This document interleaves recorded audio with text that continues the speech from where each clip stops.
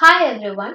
இன்னைக்கு கிளாஸ்ல நம்ம வாட் இஸ் சொசைட்டி அப்படின்ற கொஸ்டினை தான் நம்ம ஆன்சர் பண்ண போறோம். ஃபர்ஸ்ட் ஹாஃப் ஆஃப் த கிளாஸ்ல வந்து ஒரு சமூகம்னா என்ன, அது ஃபங்க்ஷன் ஆகிறதுக்கு நம்மளுக்கு என்னெல்லாம் தேவைப்படுது, ஹியூமனை ஏன் நம்ம ஒரு சோஷியல் பீயிங் அப்படின்னு சொல்றோம், இந்த மாதிரி சில பேசிக் கொஸ்டின்ஸ் எல்லாம் நம்ம ஆன்சர் பண்ண போறோம்.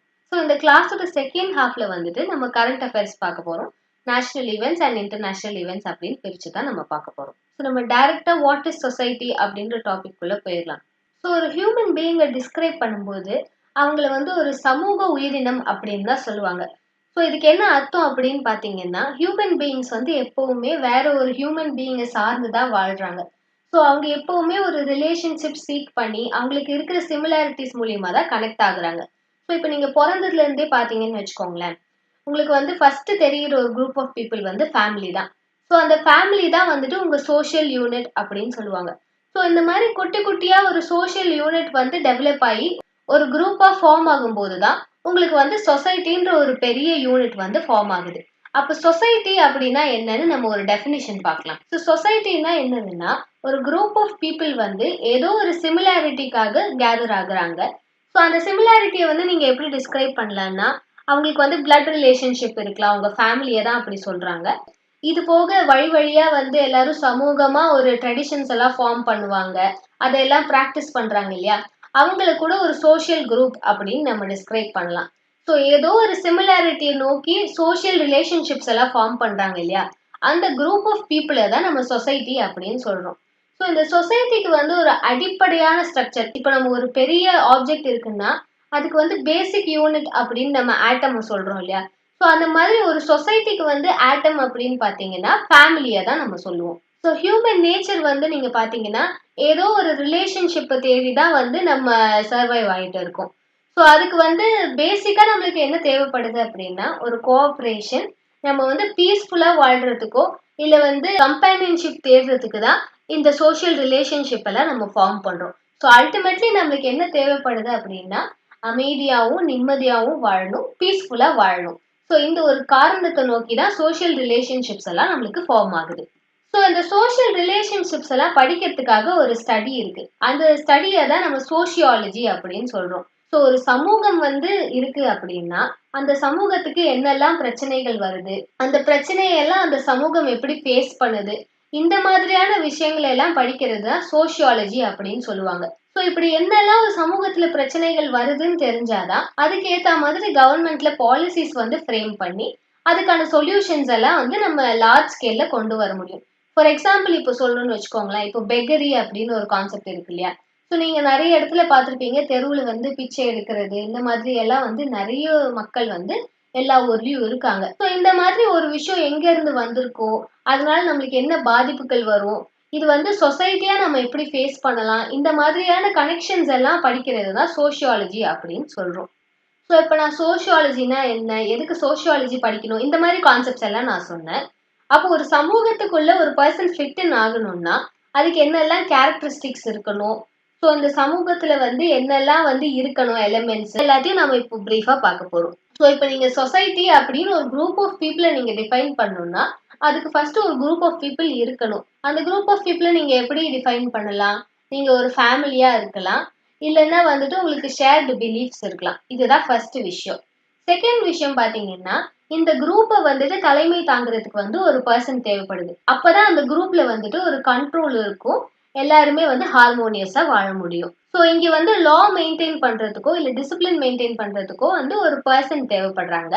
அந்த பர்சனை வந்து ப்ராடா நம்ம மென்ஷன் பண்ணும்போது பொலிட்டிக்கல் ஸ்ட்ரக்சர் அப்படின்னு சொல்றோம். ஸோ ஒரு பெரிய சொசைட்டி இருக்கும்போது அதை கவர்ன் பண்றதுக்கு கொண்டு வர ஸ்ட்ரக்சர் தான் வந்து பொலிட்டிக்கல் ஸ்ட்ரக்சர் அப்படின்னு நம்ம சொல்றோம். ஸோ இந்த கவர்மெண்ட் வந்து எஃபெக்டிவா ஃபங்க்ஷன் ஆகணும்னா அதுக்கு வந்து சில லா இருக்கணும் இல்லையா, இந்த விஷயம் எல்லாம் கரெக்ட், இந்த விஷயம் எல்லாம் தப்பு, இதெல்லாம் செய்யணும், இதெல்லாம் செய்யக்கூடாது, இந்த மாதிரி விஷயத்தெல்லாம் சொல்றதுக்கு தான் ஒரு லா மாதிரி கொண்டு வராங்க. ஸோ அந்த லாஸ் எல்லாம் கூட இந்த லீடர்ஸ் தான் போடுவாங்க. ஸோ இப்போ ஒரு சொசைட்டி ஃபங்க்ஷன் ஆகிறதுக்கு இந்த எலிமெண்ட்ஸ் எல்லாம் இருந்தாதான் நம்ம சொசைட்டி அப்படின்னு கிளியரா டிஃபைன் பண்ண முடியும். ஸோ இப்போ இந்த சொசைட்டியவே வந்துட்டு வேற வேற கண்ணோட்டத்துல இருந்து பார்க்கும்போது நம்ம டிஃப்ரெண்ட் குரூப்ஸா பிரிக்கலாம். ஸோ இப்போ ஒரு டெக்னாலஜி எவ்வளவு வச்சிருக்காங்க, இல்லைன்னா வந்து அவங்க எக்கானமி வந்து எவ்வளவு ஸ்பீடா வளருது, இந்த மாதிரி பேசிஸ்ல பாத்தீங்கன்னா சொசைட்டியை வந்து ஒரு 5 விதமா பிரிக்கலாம். ஸோ ஃபர்ஸ்ட் எவல்யூஷன் பிரகாரம் இவங்க எப்படி பிரிச்சிருக்காங்கன்னா, ஃபர்ஸ்ட் ஹியூமன் பீயிங் வந்து ஹண்டர் அண்ட் கேதரரா இருக்காங்க. அதாவது அவங்களுக்கு பசிக்கும் போது தேவைக்கு ஏற்ற மாதிரி அவங்க ஹண்ட் பண்ணி அந்த விஷயங்கள் எல்லாம் சேகரிச்சு வைக்கிறாங்க. இவங்கள தான் ஹண்டர்ஸ் அண்ட் கேதரர் சொசைட்டி அப்படின்னு சொல்றோம். ஸோ அதுக்கப்புறமா என்ன பண்றாங்கன்னா, அனிமல்ஸ் எல்லாத்தையும் வந்து டொமஸ்டிகேட் பண்ண ஸ்டார்ட் பண்றாங்க. ஸோ இந்த ஆடு மாடு எல்லாம் வளர்த்து நம்ம வந்து பால், இந்த மீட் இந்த மாதிரி விஷயத்துக்காக வந்து அனிமல்ஸை வளர்க்குறோம் இல்லையா, அவங்கள தான் பாஸ்டோரலிஸ்ட் சொசைட்டி அப்படின்னு சொல்றோம். இதுக்கப்புறமா இவங்க என்ன ஸ்டார்ட் பண்றாங்கன்னா, ஒரே ஒரு இடத்துல அப்படியே செட்டில் ஆகி அக்ரிகல்ச்சர் பண்ண ஸ்டார்ட் பண்றாங்க.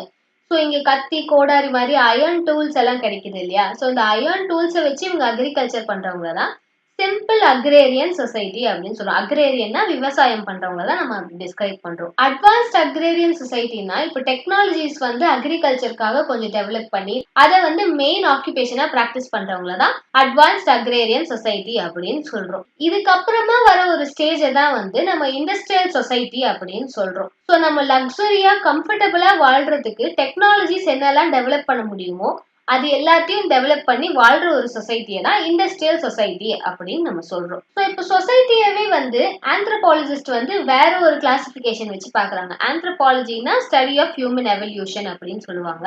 ஸோ ஆந்த்ரோபாலஜிஸ்ட் எல்லாம் எப்படி சொசைட்டியை டிவைட் பண்றாங்க அப்படின்னு பார்க்கலாம். ஸோ இந்த ஆந்த்ரோபாலஜிஸ்ட் வந்து இந்த சொசைட்டியை எப்படி டிவைட் பண்ணியிருக்காங்க அப்படின்னு பார்த்தீங்கன்னா, இவங்களுக்கு வந்து சொசைட்டில எப்படி ஈக்குவாலிட்டி ஸ்டேட்டஸ் இருக்கு, அதுக்கப்புறமா பொலிட்டிக்கல் ஸ்ட்ரக்சர் எல்லாம் எப்படி மாறுது, இந்த மாதிரி ஒரு கண்ணோட்டத்துல பார்த்து இவங்க இந்த டிவிஷனை கொண்டு வந்திருக்காங்க.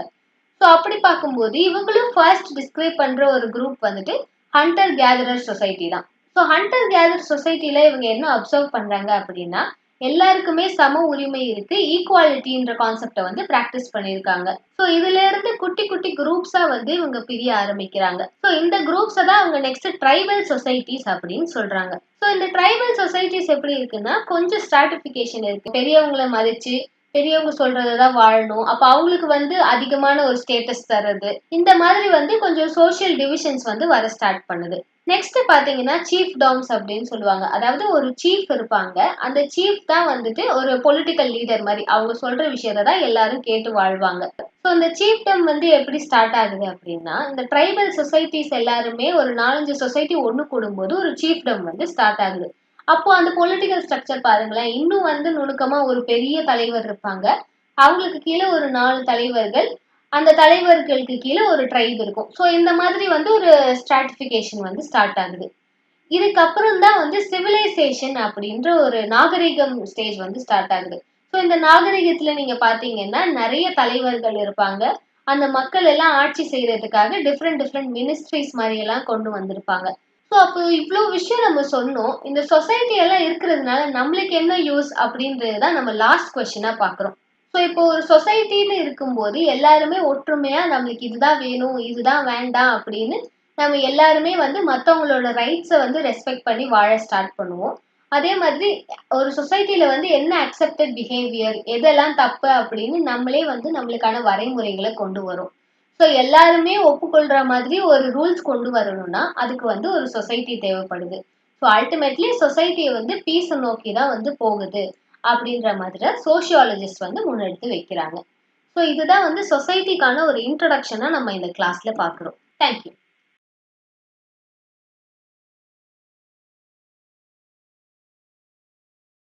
Hi everyone. ஸோ நெக்ஸ்ட் வந்துட்டு நம்ம கரண்ட் அஃபேர்ஸ் இந்த வீக்குக்கு என்ன இருக்கு அப்படின்னு தான் பார்க்க போறோம். டைரக்டா நேஷனல் நியூஸுக்கு போயிடலாம்.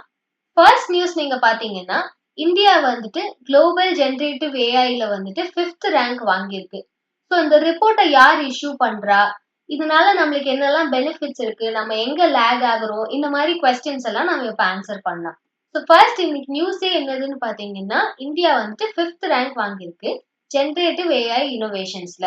ஸோ 5th ரேங்க்னா அப்ப நம்மளுக்கு முன்னாடி ஒரு 4 ரேங்க் இருக்காங்க இல்லையா, அந்த ரேங்க் வாங்கினவங்க யாருன்னு நம்ம பார்க்கலாம்.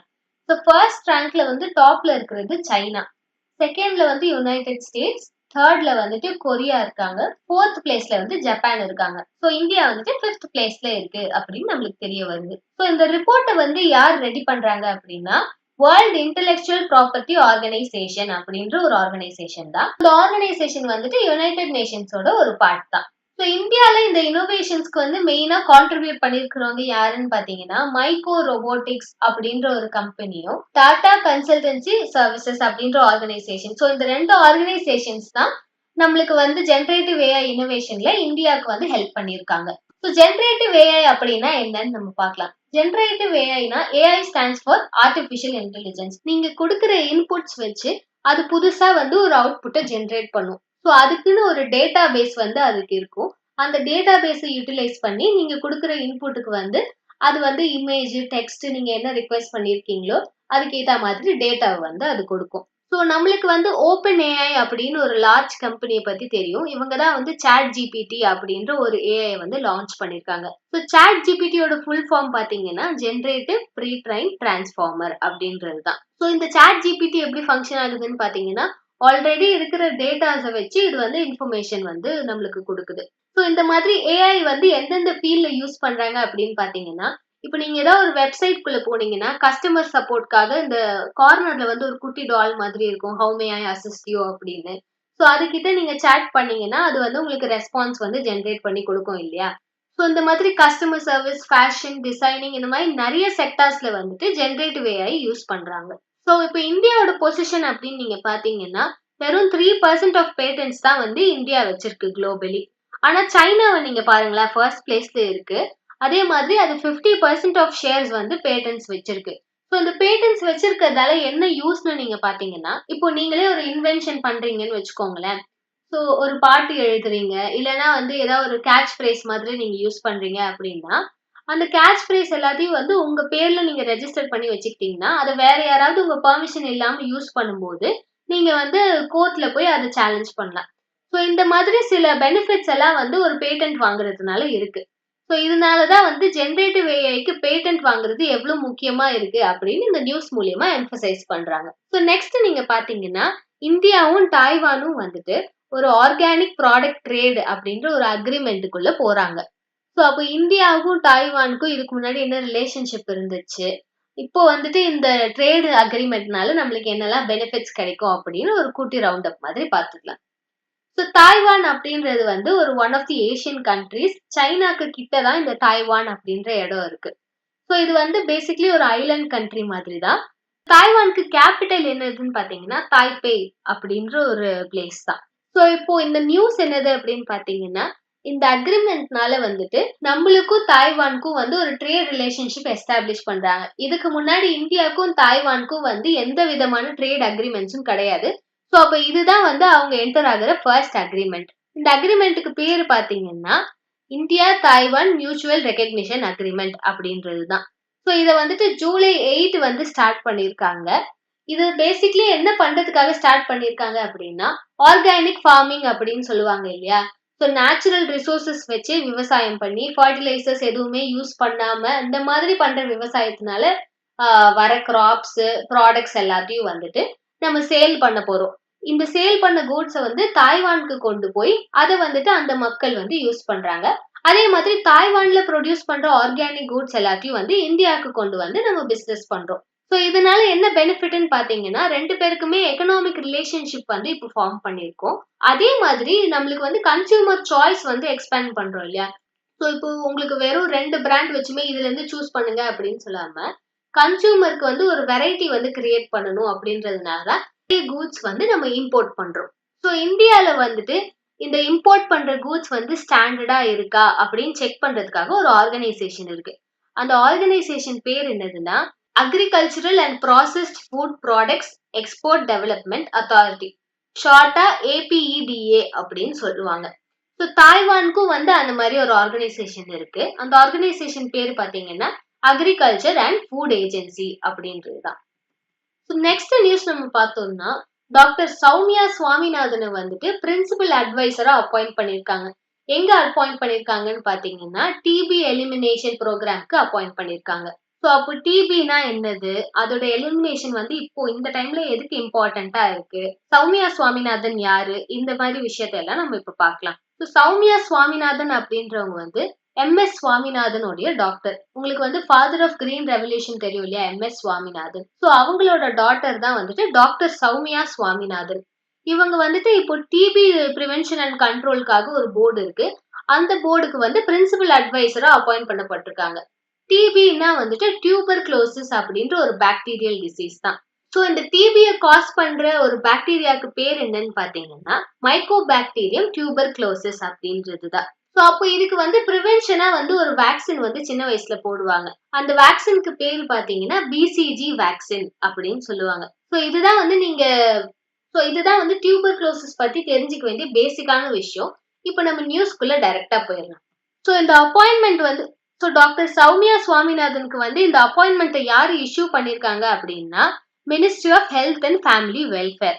ஸோ இவங்களுக்கு கொடுக்கப்பட்ட பொசிஷன் என்னதுன்னு பாத்தீங்கன்னா principal adviser for TB elimination board. So இது வந்துட்டு அவங்க வாலண்டரியா எடுத்துக்கிட்ட ஒரு பொசிஷன். அதனால இவங்களுக்கு வந்து எந்த பேவும் கிடையாது. ஸோ அதனால இவங்களுக்கு எந்த ஸ்பெஷல் ப்ரிவிலேஜஸும் கிடையாது. இதுக்கு முன்னாடி இவங்க என்ன ரோல்ஸ்ல இருந்திருக்காங்கன்னு பாத்தீங்கன்னா வேர்ல்ட் ஹெல்த் ஆர்கனைசேஷன்ல ஒரு சீஃப் சயின்டிஸ்டா இருந்திருக்காங்க. ஐசிஎம்ஆரோட டைரக்டர் ஜெனரலா இருந்திருக்காங்க. ஐசிஎம்ஆர்னா வந்து Indian council of medical research. So இந்த டைம்ல எதுக்கு இந்த டிவி ப்ரிவென்ஷன் ரொம்ப இம்பார்ட்டண்டா இருக்கு அப்படின்னு நம்ம இப்ப பார்க்கலாம். ஸோ நம்மளுக்கு வந்து சஸ்டைனபிள் டெவலப்மெண்ட் கோல்ஸ் அப்படின்னு ஒரு கோல்ஸ் இருக்கு இல்லையா? ஸோ அது வந்துட்டு 2030யோட அந்த கோல்ஸ் எல்லாத்தையும் நம்ம அச்சீவ் பண்ணிருக்கணும். அதுல இம்பார்ட்டன்டான ஒரு காம்பனன்ட் வந்துட்டு டிபி எலிமினேஷன் அப்படின்ற காம்பனன்ட் தான். ஸோ வேர்ல்ட்ல இருக்கிற எல்லா கண்ட்ரீஸ்க்குமே ஒரு டார்கெட் வச்சிருக்காங்க. 2030க்குள்ள வந்துட்டு டியூபர்குலோசிஸ் மொத்தமா எலிமினேட் பண்ணிடணும் அப்படின்னு. ஆனா இந்தியா வந்துட்டு அதுக்கு முன்னாடியே வந்து எலிமினேட் பண்ணணும் அப்படின்னு ஒரு கோல் வச்சிருக்காங்க. அந்த இயர் என்னதுன்னு பாத்தீங்கன்னா 2025. ஸோ 2025க்குள்ளேயே இந்தியா வந்து டியூபர்குலோசிஸ் இல்லாத ஒரு கண்ட்ரியா மாறிடணும் அப்படின்றதுதான் எய்மா வச்சிருக்காங்க. ஸோ அந்த எய்முக்கு வந்து நிறைய இனிஷியேட்டிவ்ஸ் எடுக்கணும் இல்லையா இப்போத்துல இருந்தே. ஸோ அதுக்காக தான் டாக்டர் சௌமியா சுவாமிநாதனோட எக்ஸ்பர்டீஸ் வந்து இங்க தேவைப்படுது. ஸோ இந்த டைம்ல இதுக்காக ஸ்பெஷலா கொண்டு வரப்பட்ட ஒரு ப்ரோக்ராம் தான் நேஷனல் டியூபர்குலோசிஸ் எலிமினேஷன் ப்ரோக்ராம் அப்படின்றது. ஸோ நெக்ஸ்ட் நம்ம குளோபல் நியூஸ் என்ன இருக்கு அப்படின்னு பார்த்துடலாம். ஸோ ஃபர்ஸ்ட் நியூஸ் நம்ம பார்த்தோம்னா மெடிக்கல் டிவைசஸ் இன்ஃபர்மேஷன் சிஸ்டம் அப்படின்னு வந்து யூஎன் ஹெல்த் ஆர்கனைசேஷன்ல இருந்து கொண்டு வந்திருக்காங்க. அப்போ இந்த சிஸ்டம் என்னது, இதனால நம்மளுக்கு என்ன யூஸ் இருக்கு அப்படின்றது தான் இந்த நியூஸ்ல நம்ம பார்க்க போறோம். வேர்ல்ட் ஹெல்த் ஆர்கனைசேஷன்ல இருந்து மெடிக்கல் டிவைசஸ் இன்ஃபர்மேஷன் சிஸ்டம் அப்படின்ற ஒரு சிஸ்டம் வந்து கொண்டு வந்திருக்காங்க. ஸோ அதோட அப்ரிவியேஷன் தான் இங்க கொடுத்திருக்காங்க. MED stands for medicine, DEV stand for devices, அதே மாதிரி ஐஎஸ் அப்படின்னா இன்ஃபர்மேஷன் சிஸ்டம் அப்படின்றது தான். ஸோ இதை வந்துட்டு ஜூலை 12 தான் அவங்க லான்ச் பண்ணியிருக்காங்க. எதுக்காக லான்ச் பண்ணியிருக்காங்க அப்படின்னு பாத்தீங்கன்னா இப்போ நம்ம ஹாஸ்பிட்டல்ல வந்து நம்மளை சுத்தி நிறைய எக்யூப்மெண்ட்ஸ் இருக்கும் இல்லையா? ஸோ ஒரு பேசிக் இன்ஸ்ட்ருமெண்ட் வந்து நீங்க மாஸ்க் மாதிரி பாத்தீங்கன்னா COVID-19 அப்போ யூஸ் பண்ணாங்க இல்லையா? ஸோ அந்த ஹாஸ்பிட்டலே ஒரு பேசிக் இன்ஸ்ட்ருமெண்ட், அதாவது இப்போ COVID-19 அப்போ யூஸ் பண்ண ஒரு மாஸ்க்னு வச்சுக்கலாம். இல்லைன்னா அட்வான்ஸ்டா இசிஜி மெஷின், இந்த மாதிரி டிசீஸ் ஸ்பெசிஃபிக்கா நம்மளுக்கு நிறைய மெஷின்ஸ் இருக்கும். அதே மாதிரி ஜென்ரல் மெஷின்ஸும் வந்து நம்மளுக்கு ஹாஸ்பிட்டல்ல சுத்தி நிறைய இருக்கு. ஸோ அப்போ இந்த மெஷின்ஸ் எல்லாம் என்ன பண்ணும், எந்தெந்த டிசீஸ்க்கு வந்து இதெல்லாம் யூஸ் பண்ணலாம், ஸோ இந்த மாதிரியான ஸ்பெசிபிக் இன்ஸ்ட்ரக்ஷன்ஸ் எல்லாத்தையும் வந்துட்டு அந்த வெப்சைட்ல கொடுத்துருக்காங்க. ஸோ இப்படி கொடுக்கறதுனால நம்மளுக்கு என்ன ஆகுதுன்னா ஜென்ரல் பப்ளிக்ல இருக்கிற எல்லாருமே இந்த மெஷின் எதுக்கு யூஸ் ஆகுது அப்படின்னு தெரிஞ்சுக்கலாம். ஹாஸ்பிட்டல்ஸ்ல வந்து அவங்க இந்த மெஷின் வாங்கறதுக்கு முன்னாடி இதனால நம்மளுக்கு என்னெல்லாம் யூஸ் இருக்கு அப்படின்ற மாதிரி ஒரு அண்டர்ஸ்டாண்டிங் வந்து புரிஞ்சுக்கலாம். ஸோ இதுக்காக தான் வந்து இந்த போர்ட்டல் கொண்டு வந்திருக்காங்க. இந்த போர்ட்டலை கொண்டு வந்தவங்க பாத்தீங்கன்னா வேர்ல்ட் ஹெல்த் ஆர்கனைசேஷன் அப்படின்றவங்க தான். ஸோ இதுக்கு முன்னாடி வந்துட்டு இந்த டிவைசஸ் பத்தி எல்லாம் நீங்க தேடணும்னா அந்த டிவைஸை விற்கிற கம்பெனில இருந்தோ இல்ல வேற ஏதாவது மெடிக்கல் புக்ஸ், ஜேர்னல்ஸ் இந்த மாதிரியான விஷயங்கள்ல இருந்து நீங்க ரேண்டமா தேடி தேடி போய் படிக்கிற மாதிரி இருக்கும். ஆனா இப்போ இந்த போர்ட்டல் வந்ததுனால நம்மளுக்கு சென்ட்ரலைஸ்டா ஒரே இடத்துல வந்து எல்லா விஷயமும் தெரிஞ்சுக்கிற மாதிரி ஒரு சாஃப்ட்வேர் கொண்டு வந்திருக்காங்க. ஸோ இதுக்குள்ள போனீங்கனாலே இப்போ ஃபார் எக்ஸாம்பிள் ஒரு மெட்டர்னல் ஹாஸ்பிட்டல், ஒரு மகப்பேறு மருத்துவம் வந்து ஒரு ஹாஸ்பிட்டல் ஸ்டார்ட் பண்ண போறாங்கன்னா அப்போ அங்க வந்து என்னெல்லாம் எக்யூப்மெண்ட்ஸ் தேவை, ஏ டு Z என்ன லிஸ்ட் வேணும் அப்படின்றத தரோவா கொடுத்திருப்பாங்க. ஸோ இப்படி நீங்க பார்க்கும்போது ஒரு ஹாஸ்பிட்டல்ல வந்து ப்ரொக்யூர்மெண்ட் பண்ணணும்னா ரொம்ப ஈஸியான ஒரு அண்டர்ஸ்டாண்டிங்கை வந்து இது கொடுக்கும். அதே மாதிரி ஜென்ரல் பப்ளிக் இப்போ பேஷண்ட்ஸ் போறாங்கன்னா கூட இந்த மெஷின்ஸ் எதுக்காக இங்க இருக்கு அப்படின்ற மாதிரி நம்ம ஒரு அண்டர்ஸ்டாண்டிங் வந்து தெரிஞ்சுக்கலாம் இல்லையா? ஸோ அதுக்காக தான் இந்த போர்ட்டலை வந்து கொண்டு வந்திருக்காங்க. ஸோ பேசிக்லி இந்த போர்ட்டல் வந்துட்டு இப்படிதான் இருக்கும். இப்போ நீங்க COVID-19 அப்படின்னு நான் இப்போ என்டர் பண்ணி அதுல வந்து மாஸ்க்னு இருந்துச்சு. ஸோ இந்த ஆக்சிஜன் மாஸ்க் வந்து அப்போ என்ன பண்ணும் அப்படின்றதுதான் இவங்க இங்க கொடுத்துருக்காங்க. ஸோ ஃபர்ஸ்ட் இவங்க என்ன கொடுத்துருக்காங்கன்னா, இது என்ன விதமான ஒரு ஆக்சஸரி, ரெஸ்பிரேட்டரி ஆக்சஸரின்னு கொடுத்துருக்காங்க. ஸோ நம்மளுக்கு மூச்சு விடுறதுக்கு வந்து ஆக்ஸிஜன் சப்ளை பண்றதுக்கு தான் இந்த மாஸ்க் இருக்கு அப்படின்னு கொடுத்துருக்காங்க. ஸோ இது வந்து எதுக்காக யூஸ் பண்ணலாம் அப்படின்னு போட்டிருக்காங்க. ஜென்ரல் யூஸ்க்காக நம்ம வச்சுக்கலாம். எந்த டிசீஸ்க்கும் ஸ்பெசிஃபிக்கா கிடையாது. எல்லாம் ஜென்ரலா யூஸ் பண்ணலாம் அப்படின்னு போட்டிருக்காங்க. ஏஜும் அதே மாதிரி போட்டிருக்காங்க. எல்லா வயசுல இருக்கிறவங்களுக்கும் இது போடலாம். இந்த மாதிரி ஸ்பெசிஃபிக்கான இன்ஃபர்மேஷன் வந்து ஒரு ஒரு டிவைஸ்க்கும் கொடுத்துருக்காங்க. அதனாலதான் இந்த போர்ட்டலை கொண்டு வந்திருக்காங்க. ஸோ நெக்ஸ்ட் நியூஸ் நம்ம பார்த்தோம்னா, யுனைடெட் நேஷன்ஸ்ல வந்து கிளைமேட் ஃபண்ட் அப்படின்ற ஒரு ஃபண்டை வந்து இன்ட்ரடியூஸ் பண்ணியிருந்தாங்க 2022ல. ஸோ இந்த ஃபண்டை வந்துட்டு ஓவர்சீ பண்றதுக்கு பிலிப்பைன்ஸ் அப்படின்ற ஒரு கண்ட்ரியை தான் வந்து செலக்ட் பண்ணியிருக்காங்க. ஸோ பிலிப்பைன்ஸை வந்து எதுக்காக செலக்ட் பண்ணியிருக்காங்க, அப்போ இந்த கிளைமேட் ஃபண்ட்னா என்னது, இந்த மாதிரியான விஷயங்களை தான் நம்ம இந்த நியூஸ்ல கவர் பண்ண போறோம். ஸோ ஃபர்ஸ்ட் நீங்க பாத்தீங்கன்னா, United Nations climate fund board அப்படின்ற ஒரு போர்டு வந்து கிரியேட் பண்றாங்க. இந்த போர்டு வந்து எதுக்காக கிரியேட் பண்றாங்க அப்படின்னா, இப்போ நம்ம கிளைமேட் சேஞ்ச்னால நிறைய பாதிப்புகளை வந்து சந்திக்கிறோம். ஸோ ஃபார் எக்ஸாம்பிள் பாத்தீங்கன்னா, இப்போ இந்த குளோபல் வார்மிங் மாதிரியான விஷயம் எல்லாம் இருக்கு இல்லையா? ஸோ இந்த விஷயம் எல்லாம் வந்துட்டு திடீர்னு நடந்த ஒரு விஷயம் கிடையாது. நம்ம பல வருஷமா டெவலப்மெண்ட்ன்ற பேர்ல வந்துட்டு நேச்சரை வந்து ரொம்ப டிஸ்டர்ப் பண்ணதுனால, அப்படியே காலப்போக்குல உருவான ஒரு விஷயம் தான் இந்த குளோபல் வார்மிங், ஓசோன் டிப்ளீஷன் இந்த மாதிரியான விஷயம் எல்லாம். ஸோ அப்போ அந்த டைம்ல வந்து டெவலப்டு கண்ட்ரீஸ் வந்து இந்த மாதிரி நிறைய ரிசோர்சஸ் வந்து யூஸ் பண்ணி, ஸோ அந்த மாதிரி குளோபல் வார்மிங் மாதிரியான விஷயங்கள் நடக்கிறதுக்கு ரெஸ்பான்சிபிலிட்டியா இருந்திருக்காங்க. ஸோ அதனால நிறைய சஃபர் ஆகுற கண்ட்ரீஸ் யாருன்னு பாத்தீங்கன்னா, இப்போ இந்த டெவலப்பிங் கண்ட்ரீஸ், அண்டர் டெவலப்டு கண்ட்ரீஸ்ன்னு சொல்றாங்க இல்லையா? ஸோ இந்த மாதிரி கண்ட்ரீஸ் தான் வந்து ரொம்ப கஷ்டப்படுது. ஸோ இப்போ குளோபல் வார்மிங்னால பேசிக்கலி என்ன பிரச்சனை வருது நம்மளுக்கு? இப்போ எக்ஸ்ட்ரீம் ஹீட் இருக்கு. இந்த ஹீட் வேவ்ஸ்னால நிறைய பேர் வந்து ஸ்ட்ரோக் வந்து இறந்து போறாங்க. அதே மாதிரி சீ லெவல் வந்துட்டு அப்படியே உயர்ந்துகிட்டே போகுது இல்லையா? இதனால வந்து ஐலேண்ட் கண்ட்ரீஸ்லாம் வந்து அப்படியே மூழ்கிட்டே வருது. கடலோரத்துல இருக்கிற கண்ட்ரீஸ்க்கெல்லாம் வந்து நிறைய ஆபத்து இருக்கு. அப்படின்ற மாதிரி நம்ம டெய்லி படிக்கிறோம். ஸோ இந்த மாதிரி எந்த கண்ட்ரீஸ்லாம் வந்து சிவியரா டேமேஜ் ஆயிருக்கோ, ஸோ அந்த கண்ட்ரீஸ்க்குலாம் இதுக்கு முன்னாடி டெவலப் ஆன கண்ட்ரீஸ் வந்து பொறுப்பேத்துக்கிட்டு, நாங்க வந்து ஒரு ஃபண்ட் மாதிரி தரோம் அப்படின்னு அவங்க ஒரு ஃபண்ட் அனௌன்ஸ் பண்ணியிருக்காங்க. அந்த ஃபண்டுக்கு பேரு தான் யுஎன் கிளைமேட் ஃபண்ட் அப்படின்றது.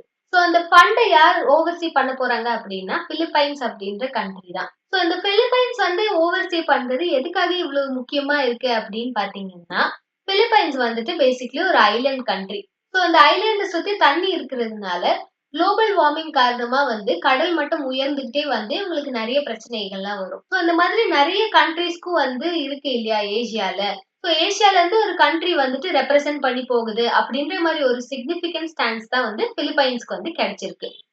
ஸோ அப்போ இந்த ஃபண்டை வந்து எப்போ அனௌன்ஸ் பண்ணாங்க, யாரெல்லாம் இந்த ஃபண்டு வந்து பொறுப்பெடுத்திருக்காங்க அப்படின்ற மாதிரி தான் நம்ம பார்க்க போறோம். ஸோ இந்த லாஸ் அண்ட் டேமேஜ் ஃபண்ட் அப்படின்னு வந்து 2022ல தான் வந்து ஃபர்ஸ்ட் இன்ட்ரடியூஸ் பண்ணாங்க. இத வந்து எங்க இன்ட்ரடியூஸ் பண்ணிருக்காங்கன்னா, COP27 மீட்டிங்ல இன்ட்ரடியூஸ் பண்ணிருக்காங்க. அப்போ COPனா என்னது அப்படின்னு நம்ம பார்க்கலாம். சிஓபி அப்படின்னா வந்துட்டு கான்ஃபரன்ஸ் ஆஃப் பார்ட்டிஸ் அப்படின்னு சொல்லுவாங்க. ஸோ யுனைடெட் நேஷன்ஸ்ல வந்துட்டு கிளைமேட் சேஞ்சுக்காக ஒரு பாடி இருக்கு. அந்த கிளைமேட் சேஞ்ச் பாடியில வந்து மெம்பர்ஸா இருக்கிற எல்லாரும் மீட் பண்ற ஒரு கான்ஃபரன்ஸ்க்கு பேரு தான் கான்ஃபரன்ஸ் ஆஃப் பார்ட்டிஸ் அப்படின்றது.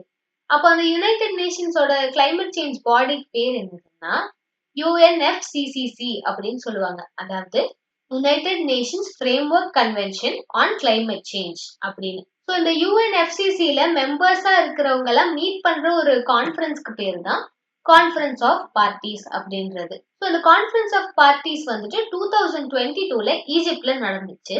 ஸோ ஈஜிப்ட்ல நடக்கும் போதுதான் வந்துட்டு இந்த லாஸ் அண்ட் டேமேஜ் அப்படின்ற ஒரு ஃபண்டை வந்து எஸ்டாப்ளிஷ் பண்றாங்க. ஸோ நம்ம இவ்வளோ நாளா வந்துட்டு இந்த குளோபல் வார்மிங், கிளைமேட் சேஞ்ச் எல்லாம் எப்படி தடுக்கலாம் அப்படின்ற மாதிரி டிஸ்கஷன்ஸ் தான் வந்து கொண்டு போயிட்டு இருந்தோம்.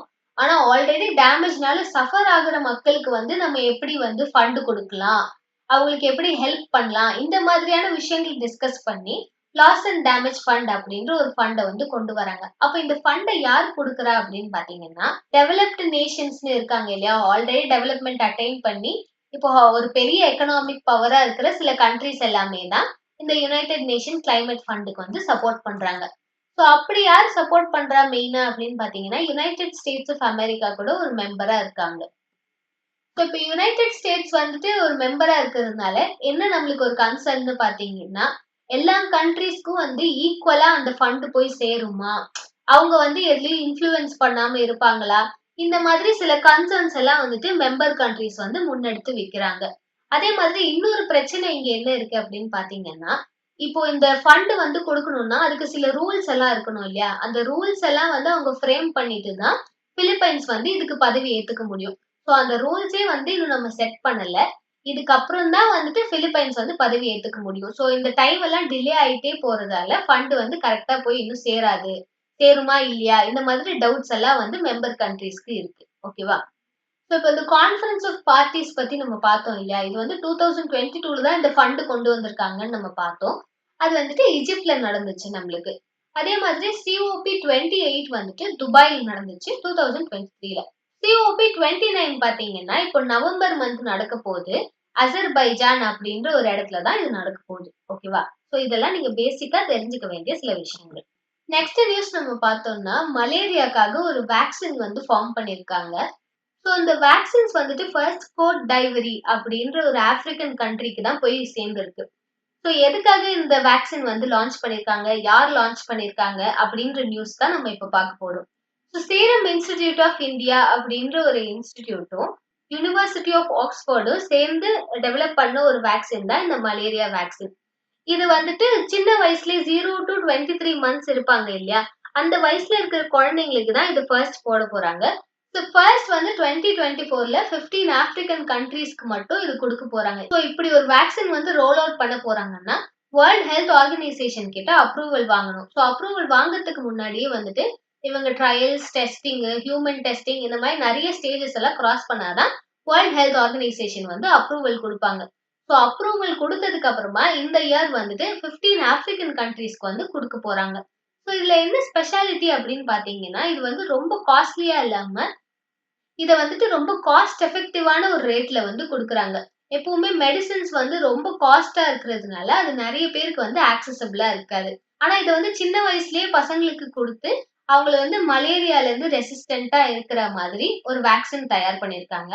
அந்த வேக்சின தான் நம்ம இப்ப கிட்டத்தட்ட 2,50,000 சில்ட்ரனுக்கு வந்து நம்ம இப்ப குடுத்துருக்கோம். அப்ப சீரம் இன்ஸ்டிடியூட் ஆஃப் இந்தியா அப்படின்ற ஒரு யூனிட் வந்துட்டு, உலகத்திலேயே ஒரு பெரிய மேனுஃபேக்சரரா இருக்காங்க. அவங்க என்ன மேனுஃபேக்சர் பண்றாங்க அப்படின்னா, இந்த மாதிரி வேக்சின்ஸு, அப்புறம் சில மெடிசின்ஸ் எல்லாம் இருக்கு இல்லையா? சோ அத வந்து அவங்களே டெவலப் பண்ணி மேனுஃபேக்சர் பண்ணி விக்கிறாங்க. சோ அப்படி ஒரு வேர்ல்ட்ஸ் பிக்கெஸ்ட் யூனிட்டா இருக்கிறவங்க வந்து இந்தியால தான். ஸோ இந்த வேர்ல்ட்ஸ் பிக்கெஸ்ட் யூனிட் வந்துட்டு பூனேல தான் வந்து நம்மளுக்கு ஹெட் குவார்ட்டர்ஸ் வச்சிருக்காங்க. ஸோ நம்மளுக்கு கொரோனா வந்த டைம்ல வந்துட்டு கோவிஷீல்டு அப்படின்ற வேக்சின வந்து இவங்க தான் டெவலப் பண்ணாங்க. இது போக இப்ப சின்ன வயசுல நம்மளுக்கு வேக்சின்ஸ் எல்லாம் போடுவாங்க இல்லையா? டிடிபி வேக்சின் அப்படின்னு சொல்லுவாங்க. அதாவது டிப்தீரியா, டெட்டனஸ், பெர்டூசிஸ் அப்படின்ற டிசீசஸ்க்கு வந்து டிடிபி வேக்சின் அப்படின்னு போடுவாங்க. ஸோ அது போக பிசிஜி வேக்சின், ஹெப்பாட்டிட்டிஸ் வேக்சின் இந்த மாதிரி நிறைய டிசீஸ்க்கு வந்து இவங்க வேக்சின்ஸ் எல்லாம் கண்டுபிடிச்சு போட்டுட்டு இருக்காங்க. ஸோ நமக்கு சின்ன வயசுலயே வந்து ஒரு வேக்சினேஷன் ஸ்கெட்யூல் அப்படின்னு இருக்கும். அதுல இருக்கிற பாதி வேக்சினேஷன்ஸ் வந்துட்டு இவங்க சீரம் இன்ஸ்டிடியூட் ஆஃப் இந்தியால இருந்து தான் ப்ரொடியூஸ் பண்ணி நம்மளுக்கு கொடுக்குறாங்க. ஸோ இது போக சில இம்பார்ட்டன்டான 2 நியூஸ் மட்டும் நம்ம குட்டியா பார்த்துடலாம். பிரைம் மினிஸ்டர் நரேந்திர மோடி பாத்தீங்கன்னா, ட்விட்டர் வந்து இப்போ எக்ஸ்ன்னு பேர் மாத்திருக்காங்க இல்லையா? சோ அந்த எக்ஸ் வலைத்தளத்துல வந்து மோஸ்ட் ஃபாலோட் லீடர் அப்படின்ற ஒரு ரெகக்னிஷன் வந்துட்டு நம்ம பிரைம் மினிஸ்டர் நரேந்திர மோடிக்கு தான் வந்து குடுத்திருக்காங்க. சோ இவரு இந்த பாஸ்ட் 3 இயர்ஸ்லயே வந்துட்டு 30 மில்லியன் ஃபாலோவர்ஸ் வந்து இவரு கெயின் பண்ணியிருக்காரு. சோ இதனால நம்மளுக்கு என்ன இதுல நம்ம என்ன நோட் பண்ண வேண்டிய விஷயம் அப்படின்னா, யுஎஸ் மாதிரி ஒரு டெவலப்ட் கண்ட்ரிக்கு இருக்கிற ஒரு பிரசிடென்ட்ட விட நம்ம பிரைம் மினிஸ்டர் நரேந்திர மோடிக்கு தான் வந்துட்டு நிறைய ஃபாலோவர்ஸ் வந்து இருக்காங்க. ஸோ நெக்ஸ்ட் நியூஸ் நம்ம பார்த்தோம்னா, MMRDA அப்படின்ற ஒரு authority, Mumbai metropolitan region development authority அப்படின்னு சொல்லுவாங்க. ஸோ அவங்க என்ன பண்றாங்க அப்படின்னா, மும்பைல வந்துட்டு 2 டனல்ஸ் வந்து போட போறாங்க. இந்த டனல்ஸ் எதுக்காக அப்படின்னா, போராவாலி அண்ட் தானே அப்படின்ற 2 இடத்த வந்து கனெக்ட் பண்ற மாதிரி 2 டனல்ஸ் வந்து போடுறாங்க. ஸோ நீங்க நார்மலா இந்த இடத்துக்கு டிராவல் பண்ணணும் அப்படின்னா வந்துட்டு கிட்டத்தட்ட 1 ஹார்க்கு மேல ஆகும். ஆனா இப்போ வந்து இந்த டனல்ஸ் வந்துச்சு அப்படின்னா, நம்ம கிட்டத்தட்ட 15 மினிட்ஸ்லயே வந்து இந்த 2 லொகேஷன்ஸையும் ரீச் ஆயிடலாம். ஸோ இதுக்கு வந்து 2 டனல்ஸ் இந்த 2 டனல்ஸ்க்கு போக ஒரு எமர்ஜென்சி டனலும் வந்து இவங்க கட்டப் போறாங்க. ஸோ மும்பை வந்து நீங்க பார்த்தீங்கன்னா, ஒரு குரூப் ஆஃப் ஐலேண்ட்ஸ் மாதிரி இருக்கும். ஸோ அத கனெக்ட் பண்றதுக்கு வந்து அண்டர் வாட்டர் டனலு இந்த மாதிரி நெறைய விஷயங்கள் வந்து இந்த மாதிரி நெறைய இன்ஃப்ராஸ்ட்ரக்சர் வந்து அவங்க டெவலப் பண்ணிட்டே வராங்க. ஸோ அந்த மாதிரி ஒரு முக்கியமான இன்ஃப்ராஸ்ட்ரக்சர் தான் இந்த அர்பன் டனல் அப்படின்றது. ஸோ நம்மளுக்கு பேசிக்கலி டிராஃபிக்கை குறைக்கவும் ஈஸ் ஆஃப் மூவ்மெண்ட்காகவும் தான் இந்த டனல் வந்து கொண்டு வந்திருக்காங்க. இதே மாதிரி டெவலப்மெண்ட் அத்தாரிட்டி வந்து சென்னைக்கும் இருக்கு. அந்த அத்தாரிட்டிக்கு பேர் என்னன்னு பாத்தீங்கன்னா சென்னை மெட்ரோபாலிட்டன். ஸோ இதுதான் வந்து இந்த வீக்கான நியூஸ். ஸோ நம்ம நெக்ஸ்ட் வீக் வேற ஒரு டாபிக்கோட கரண்ட் அஃபேர்ஸையும் சேர்த்து பார்க்கலாம். தேங்க்யூ.